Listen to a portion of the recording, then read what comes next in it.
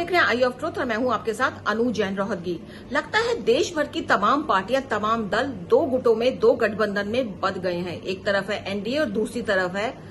India, यानी एक तरफ बीजेपी का दल है और दूसरी तरफ देखा जाए तो कांग्रेस के साथ जुड़े दल हैं। लेकिन आपको बता दें, इसके अलावा भी 11 ऐसी पार्टियां हैं जो किसी भी गठबंधन में शामिल नहीं है, और ये सभी वो पार्टियां जिनका अपने अपनी जगह पे, अपने अपने राज्यों में पूरा वजूद है। और इस 11 पार्टियों में 91 जो है सांसद हैं। और इनमें अगर हम बात करें तो आंध्र प्रदेश में जगन रेड्डी, तेलंगाना में केसी राव और उड़ीसा में नवीन पटनायक की जो पार्टी है उसके अपने ही 63 सांसद हैं। लोकसभा में इनकी स्थिति बहुत ज्यादा मजबूत है, लेकिन अभी इन्होंने किसी भी गठबंधन का जो दामन है नहीं थामा है। और साफ सी बात है, ये जिस तरफ जाएंगे उस तरफ हर कोई गठबंधन की कोशिश रहेगी कि इनको अपनी ओर खींचे, क्योंकि लोकसभा में जीत के लिए ये जो 63 सीटें हैं वो बहुत ज्यादा महत्वपूर्ण रखेंगी। अब बात करते हैं ऐसी पार्टियों की जो संसद में चाहे उनके सांसद कम है, लेकिन अपने क्षेत्र में, अपने जो जगह है, एरिया है, उसमें इनका पूरा दबदबा है। और सबसे पहले नाम आता है मायावती, बीएसपी का। संसद में इस समय 10 सीटें हैं, लेकिन अपने क्षेत्र में पिछड़ों के, दलितों के बीच अभी भी मायावती का जो नाम है वो है, और इनकी जो रैलियां होती है तो काफी भीड़ उमड़ती है। तो ऐसे में मायावती है, किसी भी गठबंधन में नहीं है, और खुलकर उन्होंने बीजेपी और कांग्रेस को लताड़ा है हाल ही में, और कहा है कि दोनों ही दलितों मुस्लिम की दुश्मन है, इसलिए मैं अकेले ही चुनाव लड़ूंगी। इसके बाद टीडीपी है, शिरोमणि अकाली दल है, जो अभी किसी पार्टी का हिस्सा नहीं बने हैं। इन सब के बीच कुछ ऐसी पार्टियां हैं जिनको ये शिकायत हो रही है कि गठबंधन जो बना है नीतीश कुमार का, उन्होंने उनमें इनवाइट नहीं किया है। जो ये पार्टियां हैं, इसमें पप्पू यादव की पार्टी जन अधिकार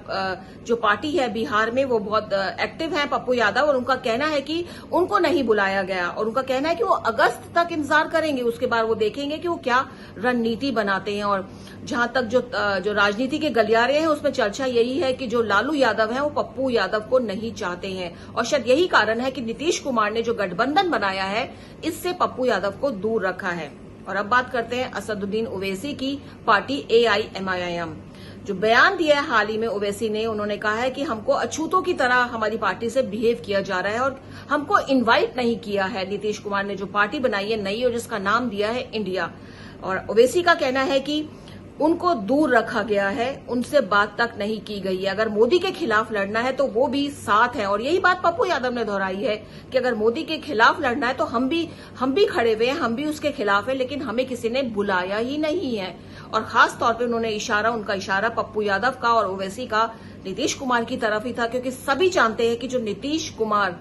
की कोशिश है कि 26 दल एक ही छत के नीचे इकट्ठे हो गए, अपनी सारी ईगो को बुलाकर, आपसी मतभेद हैं उसको उन्होंने साइड करके ये दल इकट्ठे हो गए हैं। तो इन दोनों ने, ओवैसी और पप्पू यादव की जो पार्टी है, उन्होंने बाकायदा इस पर कहा है कि वो भी मोदी के खिलाफ लड़ना चाहते हैं, लेकिन उनको बुलाया नहीं गया। ओवैसी को शायद इसलिए भी दूर रखा गया है क्योंकि ओवैसी की पार्टी की इमेज जो है वो पॉपुलर है कि बीजेपी की बी पार्टी है, और यही कारण है, एक्सपर्ट मानते हैं कि शायद इसी कारण से ओवैसी को नीतीश कुमार ने इनवाइट नहीं किया। और पप्पू यादव का हमने आपको पहले ही बता दिया है कि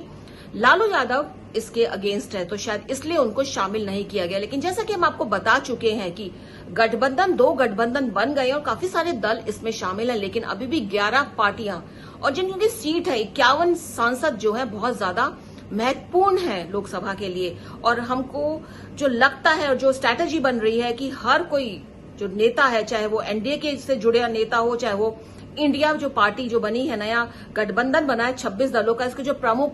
नेता हैं, चाहे वो कांग्रेस के नेता हो, चाहे वो नीतीश कुमार हो, चाहे कोई और पार्टी हो, दूसरी तरफ एनडीए में जो है, चाहे वो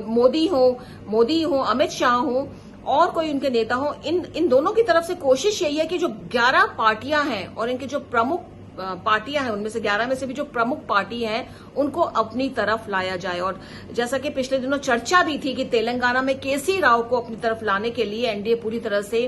प्रयास कर रही है, क्योंकि केसी राव और कांग्रेस का 36 का आंकड़ा चल रहा है तेलंगाना में, और केसी राव को पता है कि कांग्रेस उनको इस बार पूरी तरह से टक्कर देगी, और यही कारण है कि बीजेपी इस मौके का फायदा उठाना चाहती है, केसी राव को अपनी तरफ लाना चाहती है, और यही वो आंध्र प्रदेश में जगन रेड्डी के साथ कोशिश कर रही है। उड़ीसा में जो पार्टी है बीजू नवीन पटनायक की जो पार्टी है बीजू दल, वो भी एनडीए की कोशिश रहेगी कि उनके साथ मिले, क्योंकि कई मौके पर जो है नवीन पटनायक एनडीए के साथ खड़े दिखाई दिए हैं। तो कोशिश रहेगी जो 63 सीटें आ रही हैं इन तीनों पार्टियों की सांसद में, उसको अपनी तरफ लाने के लिए एनडीए तो कोशिश कर रही है। लेकिन ये भी पता चला है सूत्रों से कि जो नया गठबंधन है 26 दलों का, कांग्रेस और तमाम पार्टियां हैं, वो भी इसी बात की कोशिश कर रही है कि कम से कम राज्यों में अपने आपसी अब मतभेद बुलाकर ये तीनों पार्टी भी उनके गठबंधन में शामिल हो, जिससे मोदी को शिकस्त देने में आसानी हो। तो ये तो आने वाला समय ही बताएगा कि जो ये 11 पार्टी है और जो 51 सांसद हैं इसके, जो बहुत ज्यादा महत्वपूर्ण है लोकसभा में किसी भी पार्टी को विजय दिलाने में, क्योंकि लोकसभा में अगर टक्कर का मुकाबला होता है चुनावों में तो जाहिर सी बात है कि थोड़ी बहुत सीटों के लिए ही जो है पार्टियां जो हैं वो कोशिश करेंगी कि लोगों को अपनी तरफ मिलाया जाए, नेताओं को अपनी तरफ बुलाया जाए। क्योंकि जब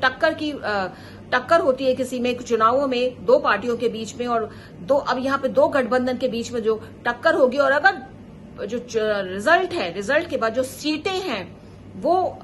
सीटों का डिफरेंस 10, 15, 20, 25 रहता है, तो इन दोनों की ही कोशिश रहेगी कि बहुमत के लिए उन पार्टियों को लुभाया जाए को जो किसी भी गठबंधन का हिस्सा नहीं है। और ऐसे में आने वाले समय में लोकसभा में जगन रेड्डी आंध्र प्रदेश के मुख्यमंत्री, तेलंगाना के मुख्यमंत्री और उड़ीसा के मुख्यमंत्रियों की पार्टी और उनकी इंपॉर्टेंस बहुत ज्यादा बढ़ जाएगी। और ये इस बात में भी दो राय नहीं है कि मायावती की इंपॉर्टेंस भी आने वाले टाइम में बढ़ सकती है, क्योंकि मायावती के इस समय 10 सांसद हैं, और अगर चुनावों में वो अच्छा प्रदर्शन करती है, कुछ और ज्यादा सांसद हो जाएं, जो एक तरह से साइडलाइन हुई हुई है मायावती, उनको ना ज्यादा कांग्रेस पूछ रही है ना बीजेपी, तो हो सकता है चुनावों के बाद, लोकसभा चुनावों के बाद मायावती की भी इंपॉर्टेंस बढ़ जाए। तो दोस्तों यहाँ ये मुद्दा इसलिए उठाया क्योंकि चर्चा यही हो रही है गठबंधन की, दलों की, लेकिन इन 11 पार्टियों की तरफ कम ही लोगों का ध्यान जा रहा है जिनका अपने एरिया में, अपने राज्यों में पूरा दबदबा है। और आगामी चुनावों में, लोकसभा चुनावों में ये पार्टियां बहुत अहम रोल करेंगी, किसी को भी जो है देश का प्रधानमंत्री बनाने के लिए, जिताने के लिए लोकसभा चुनाव। उम्मीद है हमारा ये प्रोग्राम आपको पसंद आया होगा। इस चैनल के जरिए कोशिश करते हैं आप तक सही सटीक मुद्दों को पहुंचाने की, खबरों को पहुंचाने की। तो बने रहिए हमारे चैनल के साथ, देखते रहिए आई ऑफ ट्रुथ। हमारे चैनल आई ऑफ ट्रुथ को सब्सक्राइब कीजिए यूट्यूब पर, इसे फॉलो कीजिए फेसबुक पर, इंस्टाग्राम पर, ट्विटर पर और कू पर। हमारे चैनल के बारे में फीडबैक देने के लिए हमें मेल कीजिए ioftruth.6@gmail.com पर।